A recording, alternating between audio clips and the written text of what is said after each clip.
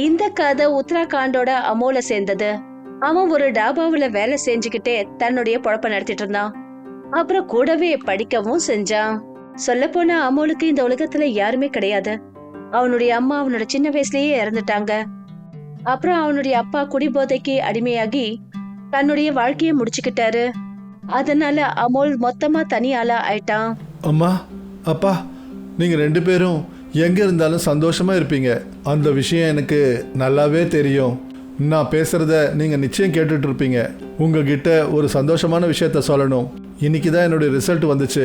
அப்புறம் நான் நல்ல மார்க் எடுத்து பாஸ் ஆயிட்டேன். இப்போ டெஹ்ராடூன்ல நான் ஹோட்டல் மேனேஜ்மெண்ட் கோர்ஸ் பண்ண போறேன். நிறைய பணம் சம்பாதிக்க போறேன்.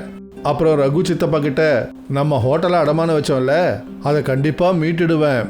ஆக்சுவலா விஷயம் என்னன்னா, அமோலோட நிலைமை இதே மாதிரி எப்பவும் இருந்ததில்ல. சின்ன வயசுல அவனோட அப்பாவுக்கு ஒரு பெரிய ஹோட்டல் தொழில் இருந்தது. ஆனா சொல்லுவாங்கல்ல, நல்ல விஷயங்களுக்கு கண்ணு பட்டுடணும்னு. திடீர்னு அமோலோட அம்மாவுக்கு உடம்பு சரியில்லாம போயிடுச்சு. அவங்களோட நிலைமை ரொம்ப மோசமாயிட்டதுனால அமோலோட அப்பா எல்லாத்தையும் விற்க ஆரம்பிச்சாரு.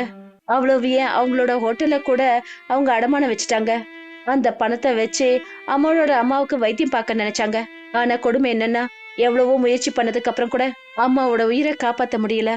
இந்த வழிய மறக்கிறதுக்காக அமோலோட அப்பா குடிக்க அடிமையானாரு. அமோல், அமோல், கொஞ்சம் இங்க வாயேன். என்னங்கப்பா? நீ சாப்பிட்டியா? இல்லை, இன்னும் சாப்பிடலை.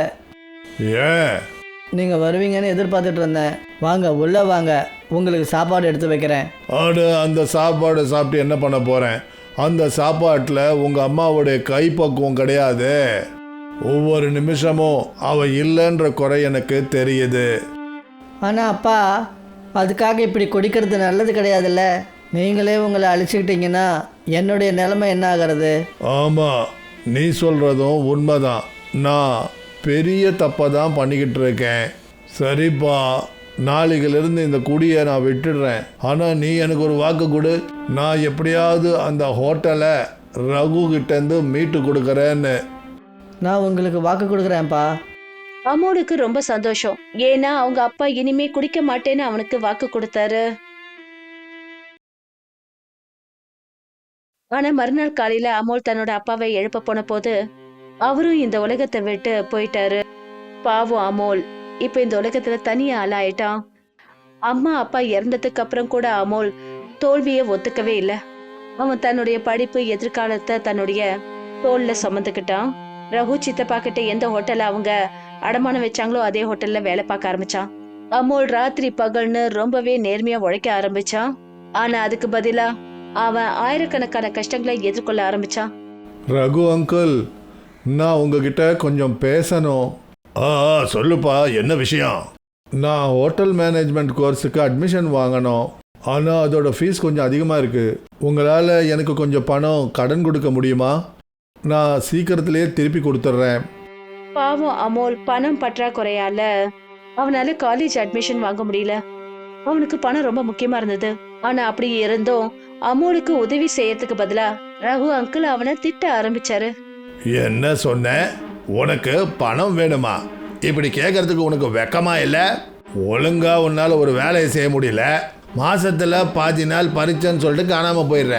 இவ்வளோ விஷயங்களை நான் சகிச்சுக்கிட்டு உனக்கு இன்னும் பணம் கொடுக்கணுமா?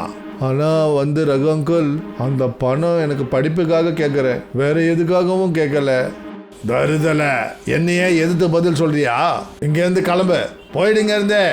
ரகு அங்கிள் சொன்னதை கேட்டு ரகுக்கு ரொம்ப கவலையாயிடுச்சு. இப்ப அவனுக்கு என்ன பண்றதுன்னே எதுவுமே புரியல. பாவம், அவனுடைய சூழ்நிலை அவனுக்கு காலேஜ்ல அட்மிஷன் கிடைக்கல. அப்புறம் அவனுடைய கனவு சுக்குநூறா உடைஞ்சிருச்சு. என்ன மன்னிச்சிருங்கப்பா, என்னால் காலேஜில் அட்மிஷன் வாங்க முடியல. என்னால் உங்கள் கனவை எப்படி நிறைவேற்ற முடியும்? என்னை மன்னிச்சிருங்க, என்னை மன்னிச்சிருங்க. இருள்ல மூழ்கி இருந்த அவன் அழுதுகிட்டே தூங்கிட்டான். அப்பதான் அவன் ஒரு கனவு கண்டான். ஒரு பிரகாசமான வெளிச்சம் அவன் முகத்துல பட்டுச்சு. அமோல், கண்ணா, அமோல், கண்ணை திறப்பா. யார் அது? என்ன உனக்கு தெரியல? அப்பா, நீங்களா? நீங்க திரும்பி வந்துட்டீங்களா? என்னை விட்டு போயிடாதீங்க, நான் சோர்ந்துட்டேன். இந்த உலகத்துல நீங்க தவிர எனக்கு யாரும் இல்லை. அப்படியெல்லாம் சொல்லாத கண்ணா. யாருக்கு இந்த உலகத்துல யாருமே கிடையாதோ அவங்களுக்கு அந்த கடவுள் துணையா இருப்பாரு. அப்புறம் அந்த கடவுளே உங்களோட இருக்கும்போது நீ ஏன் தோல்வியை ஒத்துக்கணும்? இல்ல, கடவுள்ன்றவரே கிடையாது, அப்படி இருந்திருந்தா எனக்கு இந்நேரம் அட்மிஷன் கிடைச்சிருக்கோம்ல. அப்படியெல்லாம் சொல்லக்கூடாது கண்ணா. அப்படி கடவுள் ஒரு வழியை மூடிட்டாருன்னா இன்னொரு கதவை நிச்சயமா திறப்பாரு. ஆனா அதுக்காக நீ ரொம்ப தைரியமா இருக்கணும். ஒரு விஷயத்த ஞாபகம் வச்சுக்கோ அமல், நமக்கு சமயத்துக்கு முன்னாடியும் சமயத்துக்கு அப்புறமும் எதுவும் கிடைக்காது. அப்போதான் இன்னொரு பிரகாசமான ஒளி தோன்றுச்சு. அப்ப அமோலோட அப்பா மறைஞ்சிட்டாரு. அமோல் பயந்து போய் தூக்கத்திலிருந்து எழுந்தான். ஆனா இப்ப அவனுக்கு கவலை இல்ல. இப்ப அவனோட முகத்துல ஒரு புது பொலிவு இருந்தது. அவன் தன்னுடைய அப்பா சொன்னதை ஆழ்ந்து யோசிச்சான். அப்புறம் இந்த கஷ்டத்தை எதிர்த்து போராடணும்னு முடிவு பண்ணான். மறுநாள் அமோல் எப்பவும் போல ரெடியாகி ஹோட்டலுக்கு போனான். ஆனா அங்க போனதுமே அவன் என்ன பார்த்தானா, ஹோட்டல்ல பயங்கரமான கூட்டம் நின்றுட்டு இருந்தது. அவனுக்கு எதுவுமே புரியல. அதாவது எல்லாரும் தன்னோட வேலையை விட்டுட்டு எதுக்காக இங்க கூடியிருக்காங்கன்னு. அவன் எப்படியோ அந்த கூட்டத்தை தள்ளிக்கிட்டு ஹோட்டலுக்குள்ள போனான். அப்புறம் உள்ள போனா அவன் ரொம்ப அதிர்ச்சி ஆயிட்டான். அங்க பார்த்தான், அதாவது டிவியோட பிரபலமான ஷெஃப் இன்னைக்கு அதே ஹோட்டலுக்கு வந்திருந்தாங்க. அங்கதான் அவன் வேலை செய்யறான். அங்க அவங்க ஒரு ஷோவோட ஒரு முக்கியமான தருணத்தை ஷூட் பண்ண வந்திருந்தாங்க. இங்க பாருங்க, அமைதியா இருங்க. உங்க எல்லாருடைய அன்பை பார்த்துன்னா ஆச்சரியத்துல உறைஞ்சு போயிருக்கேன். நீங்கெல்லாம் என் மேல இவ்வளோ அளவுக்கு அன்பு வச்சிருக்கிறதுனால சந்தோஷமா இருக்கு. இப்போ நாம வேலையை பத்தி பேசுவோம். ஆக்சுவலாக எங்களுடைய ஸ்பெஷல் எபிசோட ஷூட் பண்ணுறதுக்காக தான் இங்கே வந்திருக்கோம். இந்த எபிசோடில் நாம் இந்தியாவோட வெவ்வேறு லோக்கல் ஹோட்டல்ஸை விசிட் பண்ணுறோம். அப்புறம் அங்கே இருக்கிற குக்கை ஒரு டிஷ் செய்ய சொல்லி டாஸ்க் கொடுப்போம். யார் அந்த டாஸ்க்கை எல்லாத்த விட நல்ல முறையில் யார் செய்கிறாங்களோ அவங்களுக்கு எங்கள் கூட சேர்ந்து வேலை செய்கிற வாய்ப்பு கிடைக்கும். ஷெஃப் சொன்னதை கேட்டு அமோல் ரொம்ப சந்தோஷப்பட்டான். இது அவன் வாழ்க்கையில முன்னேறதுக்கான ஒரு அற்புதமான தருணமா இருந்தது. அப்புறம் அவன் இதை எந்த ஒரு சூழ்நிலையிலையும் இழக்க விரும்பல. ஷோவோட ஸ்பெஷல் செக்மெண்டோட ஷூட்டிங் ஆரம்பமாயிடுச்சு. அதுல பங்கு எடுத்துக்கிறவங்க எல்லாருக்கும் ஒரு டாஸ்க் கொடுத்தாங்க. பீட்சா செய்யணும். அமோலும் அவனுடைய நண்பர்களும் முழு மனசோட பீட்சா தயாரிக்கிறதுல இறங்கிட்டாங்க. அமோலும் ரொம்ப உறுதியோட உழைக்க ஆரம்பிச்சான். வாவ், என்ன ஒரு காட்சி! நண்பர்களே, இதோ நீங்க பாக்குறது நம்மளுடைய எல்லா பங்கேற்பாளர்களும் பீஸா செய்யறதுல பிஸியா இருக்காங்க. ஆனா ஞாபகம் வச்சுக்கோங்க, அவங்க வெறும் பீஸா மட்டும் செய்யக்கூடாது, அவங்களுடைய ஆர்வத்தை பத்தி நமக்கு தெரிவிக்கணும். அப்பதான் இந்த சாதாரண டிஷ் ஒரு அற்புதமான அனுபவமா மாறும். அப்புறம் நமக்கும் கிடைப்பாங்க ஒரு அற்புதமான ஷெஃப். ஷெஃப் சொன்னதை கேட்டதும் அமோல் ஒரு நிமிஷம் அப்படியே நின்னுட்டான். அவன் பார்த்தான், மற்ற பங்கேற்பாளர்கள்லாம் வெறும் பீட்சா மட்டும் செய்யல, அதுல அவங்களுடைய புதுமையான ரெசிபியே இணைக்கிறாங்க. இத பார்த்ததும் அமோலோட கவனம் செதறிச்சு. அவன் இப்ப என்ன பண்றதுன்னு அவனுக்கு எதுவும் புரியல. இந்த சந்தர்ப்பத்தை அவன் இழந்துருவோமோன்னு நினைக்க ஆரம்பிச்சான். அப்பதான் அவனோட மனசுல ஒரு எண்ணம் தோணுச்சு. நாம ஏன் இந்த பீஸாவை ஒரு வினோதமான முறையில பிரசன்ட் பண்ணக்கூடாது? அமோல் உடனே மைதா, பபிள் கம் மசாலா, சோடா அப்புறம் எலுமிச்சை சாறை மிக்ஸ் பண்ணி ஒரு புது பேஸ தயாரிச்சான். அப்புறம் அவன் அந்த பேஸ்ல மாம்பழம், துளசி, சீஸ், மூலிகை வகையான கீரைகள், அப்புறம் சில்லுன்னு டொமேட்டோ சட்னியை சேர்த்தான். கூடவே வகை வகையான காய்கறிகள், சாஸ் அப்புறம் மியானிஸையும் பயன்படுத்தினான். அதுக்கப்புறம் அமோல் மைதாவில இன்னொரு பேஸ தயாரிச்சான். அப்புறம் அத முதல் டாப்பிங்ல வச்சு நாலாபுறமும் ஒட்டினான். அப்புறம் நேரத்தை வீணடிக்காம அவன் அதை பேக் பண்ண ஆரம்பிச்சான். பெரிய அதிசயம் ஆயிடுச்சு. பேக் பண்ணதுமே பீட்சா பலூன் மாதிரி உப்ப ஆரம்பிச்சது. அத பார்த்தவங்க எல்லாரும் அதிர்ச்சி ஆயிட்டாங்க. யாருக்குமே எதுவும் புரியல அமோல் அப்படி என்னதான் செஞ்சான்னு. அமோலோட இந்த புது செயல்முறைய பார்த்து எல்லாரும் அதிர்ச்சி ஆனாங்க. இப்போ அதுக்கான பலனுக்கான நேரம் வந்துடுச்சு. ஷெஃப் எல்லாரும் செஞ்ச அவங்கவுங்க பீட்சாவை சாப்பிட ஆரம்பிச்சாரு. வாவ், என்ன ஒரு அற்புதம்! எல்லாரும் இந்த பீஸாவை அவங்கவுங்க ஸ்டைல்ல செஞ்சிருக்கீங்க. போட்டி இருக்கு. இப்போ அடுத்தது அமோலோட முறை. அமோலோட ஸ்பெஷல் பலூன் பீட்சா முன்னாடி வந்ததும் ஷெஃபோட கண்கள்ல ஒளி வந்தது. அவங்க இதுக்கு முன்னாடி இப்படி உப்பி போன கிறிஸ்பியான பீட்சாவை பார்த்ததில்ல. ஷெஃப் அமோலோட பீட்சாவை சாப்பிட்ட உடனே அவர் சந்தோஷத்துல துள்ளி குதிச்சாரு. ஏதோ காத்துல பறக்கிற மாதிரி. அந்த பீட்சாவோட சுவை ரொம்பவே அற்புதமா இருந்தது. நீங்க எல்லாரும் பார்த்தது போல இந்த ஸ்பெஷல் செக்மெண்டோட வெற்றியாளர் அமுல். அப்புறம் அமுலுக்கு எங்களோட சேர்ந்து வேலை செய்யற பொன்னான தருணம் கிடைக்குது. அமுல் கடைசியில வெற்றி அடைஞ்சிட்டான். அவன் ஷோவோட ஸ்பெஷல் செக்மெண்டோட வெற்றியாளர் ஆயிட்டான். அவன் ஒரு பிரபல ஷெஃபோட வேலை செய்யறதுக்கான வாய்ப்பு அவனுக்கு கிடைச்சது. அவனால காலேஜ் போக முடியாம இருந்திருக்கலாம். அவன் இப்போ ஒரு அப்படிப்பட்ட ஆள் கூட இருந்தான். அவரு ஒரு பெரிய ஆளா இருந்தாரு. அவர் மூலமா அமோல் நிறைய விஷயங்களை கத்துக்க முடிஞ்சது. இப்ப அந்த நாள் ரொம்ப தொலைவில் இல்ல. அமோல் அவங்க அப்பாவோட ஹோட்டல்ல திரும்பி வாங்கறதுக்கான நேரம். அப்புறம் அவங்க அப்பா அம்மாவோட கனவை நிறைவேற்றுவான். இது ராஜஸ்தான்ல இருக்கிற பின்ட்டுவ பத்தின கதை. சுபாவத்துல அவர் ரொம்ப எளிமையானவரு, ஏழுதான் ஆனா நேர்மையானவரு. பின்ட்டுவ பத்தின முக்கியமான விஷயம் என்னன்னா, அவர் ஒரு வெஜிடேரியனா இருந்தாலும் கூட சிக்கன்ல வெவ்வேறு உணவுகளை விதவிதமா அற்புதமா செய்வாரு. பின்ட்டு எப்படி இருக்கீங்க? நானா நல்லா இருக்கிறேன். நீங்க எப்படி இருக்கீங்க? ஒன்னும் இல்லைங்க, எல்லாம் போய்கிட்டு இருக்குங்க. இன்னைக்கு ராத்திரி எங்க டீட்டுவோட பிறந்த நாள். அடேங்கப்பா, இது நல்ல விஷயமாச்சே. ஏன் சார்பா அவனுக்கு நிறைய ஆசீர்வாதங்களை சொல்லுங்க அண்ணி. கண்டிப்பா. அப்புறம் ஞாபகமா உங்க கையால செஞ்ச வறுத்த முந்திரி தம் சிக்கனை சாயந்தரத்துக்குள்ள வீட்டுக்கு அனுப்பி வச்சிருங்க. இன்னைக்கு நிறைய விருந்தாளிங்க வராங்க. அவங்களுக்கு உங்க கையால செய்யற சிக்கனை கண்டிப்பா கொடுத்தாகணும். கண்டிப்பா, நீங்க கவலைப்படாதீங்க. சாயந்தரத்துக்குள்ள சிக்கன் உங்க வீட்டுக்கு வந்து சேரும். இது போலதான் பின்ட்டுவோட வாழ்க்கை போய்கிட்டு இருந்தது. அவரு பேசுற விதம் அப்புறம் கையால செய்யற சமையலால எல்லாரோட மனசுலயும் இடம் பிடிச்சிருவாரு. அதனால அந்த ஹோட்டல் முதலாளிக்கு கூட அவர் மேல பாசம். உங்களுக்கு சாப்பாடு பிடிச்சிருக்குன்னு சொல்லும்போது எனக்கு ரொம்ப சந்தோஷமா இருக்கு. மறுபடியும் கண்டிப்பா வாங்க. அடேங்கப்பா பின்ட்டு, உன்னை பாராட்டுறதுக்கு வார்த்தையே இல்லை. கஸ்டமருங்களை என்ன மாயமந்திரம் பண்ணி வச்சிருக்கிறியோ தெரியல. வரவங்களாம் ரொம்ப சந்தோஷமா போறாங்க, அப்புறம் திரும்ப திரும்ப வராங்க. அதாவது இதெல்லாம் கடவுளோட கருணை சேட்ஜி. இது உன்னுடைய பெருந்தன்மை பின்ட்டோ. நீ வந்ததுக்கு அப்புறமா என்னுடைய வருமானம் டபுள் மடங்காயிடுச்சு. இன்னும் போக போக அதிகமாகும். கண்டிப்பா ஐயா. சரிப்பா, இதே மாதிரி உன்னுடைய வேலைகளை கவனத்தை செலுத்து. கஸ்டமர்களுக்கு பிடிச்சது எது பிடிக்காததுன்னு தெரிஞ்சுக்கோ. கஸ்டமர்ஸ் நம்மளுக்கு கடவுள் மாதிரி, அவங்க வெறுப்படைய கூடாது. புரிஞ்சுதா? கண்டிப்பா சேட்ஜி. பின்ட்டு செய்யற வேலைனால அவருடைய பேரு மட்டும் இல்ல, ஹோட்டலோட பேரும் அக்கம் பக்கத்துல இருக்கிற கிராமங்கள்ல பிரபலமாயிடுச்சு. ரொம்ப தூரத்துல இருந்தெல்லாம் மக்கள் பின்ட்டு செய்யற சிக்கனை சாப்பிடறதுக்காகவே வருவாங்க. அப்புறம் மனசு திருப்தியோட போவாங்க. ஆனா மத்தவங்களுக்கு பிடிச்சது பிடிக்காதத கவனத்துல வச்சுக்கிற பின்ட்டு மனசளவுல அவர் எப்பவுமே ரொம்பவே சோகமா இருந்தாரு. இதுக்கு பின்னாடி இருந்த காரணம் என்னன்னா, அவருடைய பழைய நிலம். அம்மா, இன்னைக்கு நான் என்ன செய்யறனோ அதுக்கு காரணம் நீங்க தான். நீங்க எனக்கு என்ன கத்து கொடுத்தீங்களோ அதுல ஒரு விஷயத்த கூட நான் மறக்கலம்மா. அப்புறம் நான் இதையும் மறக்கல. நம்மளுடைய வயலும் நிலமும் கிராம வியாபாரிகிட்ட அடமானம் வச்சிருக்கோம். எவ்வளோ துரதிருஷ்டக்காரன்னா, உங்களுடைய வைத்தியத்தையும் நான் ஒழுங்கா பார்க்க முடியல.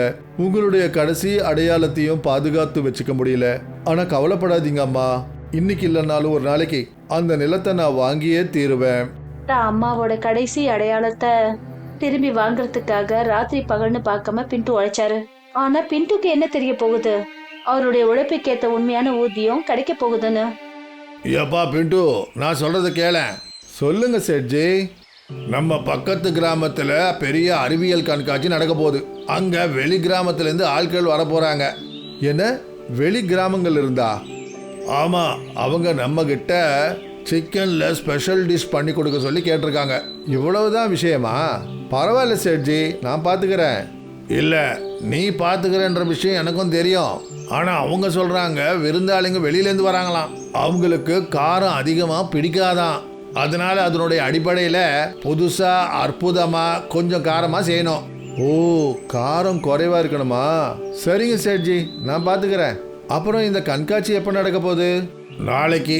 நீ ஒரு வேலை பண்ணு, வீட்டுக்கு போய் நல்ல அமைதியா யோசி, புதுசா என்ன செய்ய முடியும்னு. அப்புறம் நாம அதை அங்க அனுப்பி வைப்போம்.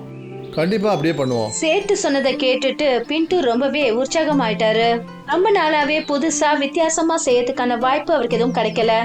இப்ப அறிவியல் கண்காட்சி மூலமா அவருக்கு அந்த வாய்ப்பு கிடைச்சது. அப்புறம் முக்கியமான பொருட்களை வாங்குறதுக்காக பின்ட்டு மார்க்கெட்டுக்கு போனாரு. பின்ட்டு தன்னுடைய பொருட்களை வாங்குறதுல ரொம்பவே பிஸியா இருந்தாரு. அப்பதான் அவருடைய கவனம் ஒரு விசித்திரமான விஷயத்துல பட்டுச்சு. அட, என்ன இது, பரங்கிக்காயா? நான் ஏன் புதுசா இதை வச்சு செய்யக்கூடாது? மார்க்கெட்ல இருந்த பெரிய பெரிய பரங்கிக்காய பார்த்துட்டு பின்ட்டுவோட மனசுல பம்கின் சிக்கன் பண்ணணுன்ற எண்ணம் வந்தது. அப்புறம் அவர் பரங்கிக்காய வாங்கிக்கிட்டு வீட்டுக்கு புறப்பட்டு போனாரு. அது சரி, எப்படியோ வீட்டுக்கு வந்து சேர்ந்துட்டோம். வெளியில எவ்வளோ வெயிலா இருக்கு. சரி விடு. சரி ஆகட்டும் பின்ட்டு, இன்னைக்கு ஏதாவது புதுசா பண்ணுவோம். பின்ட்டு பரங்கிக்காயும் சிக்கனும் வாங்கிட்டு வந்துட்டாரு. கொஞ்சம் பயந்து போயும் இருந்தாரு, இந்த எக்ஸ்பெரிமெண்ட் எதுவும் கெட்டு போயிடக்கூடாதுன்னு. ஆனா அவரு நம்பிக்கையை விடல. அப்புறம் அவரோட முழு மனசோட இந்த வேலையில இறங்கினாரு. ஓ, பயமா இருக்கே. கடவுளே, உங்க தயவால நல்லதா இந்த தடவை செய்யணும். முதல்ல சிக்கனை நல்லா கழுவினாரு. அப்புறம் அவருடைய ஸ்பெஷல் மசாலாவை அதுல யூஸ் பண்ணாரு. இதோ சிக்கன்ல கரம் மசாலா, உப்பு, மஞ்சள், உருளைக்கிழங்கு எல்லாத்தையும் நல்லா மிக்ஸ் பண்ணிட்டேன். இப்போ பரங்கிக்காயை போடணும். அவரு உடனே பரங்கிக்காய பையில இருந்து எடுத்தாரு. அதை சுத்தம் பண்ணி அதோட ஜூஸ் எடுத்தாரு. அப்புறம் இப்ப சிக்கனை பெரிய கடாயில எண்ணெய், மிளகாத்தூள், அப்புறம் மசாலாவோட சேர்த்து வேக வச்சாரு.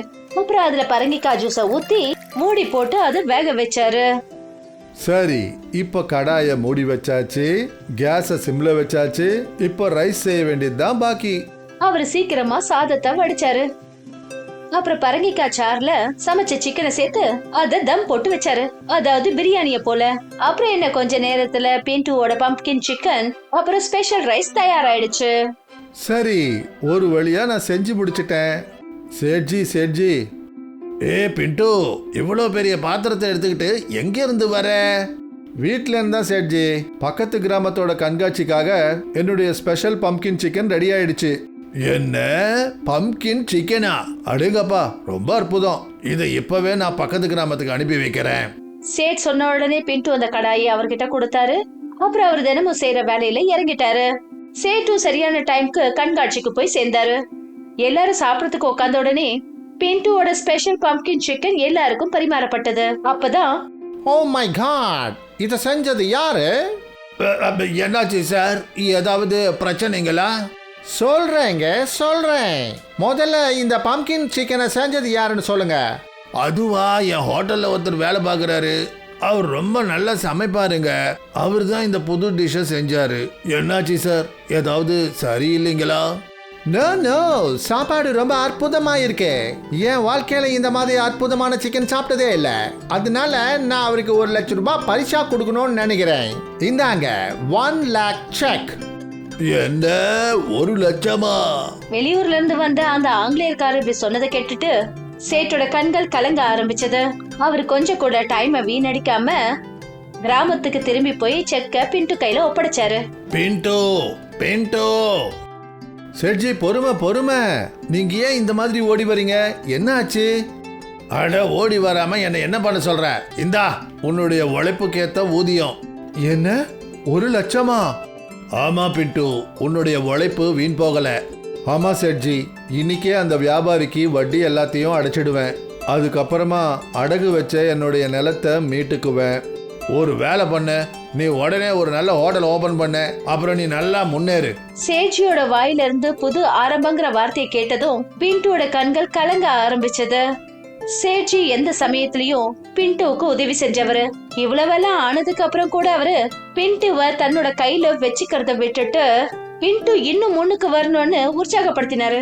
கடைசியில பின்டு அந்த பணத்தை வாங்கினாரு. தன்னுடைய புது வாழ்க்கைய ஆரம்பிச்சாரு. பாடம்: யாரு உண்மையான மனசோட வேலை பாக்குறாங்களோ, உறுதியா உழைக்கிறாங்களோ, அவங்க ஒரு நாள் இல்ல ஒரு நாள் அவங்க இலக்கை நிச்சயம் அடைவாங்க. பின்டோட எளிமை, உழைப்பு, புதுமையான விஷயங்களை செய்யறதுல பெயர் அடைஞ்சாரு. அப்புறம் பம்ப்கின் சிக்கன் அவருடைய தலையெழுத்தையே மாத்திடுச்சு.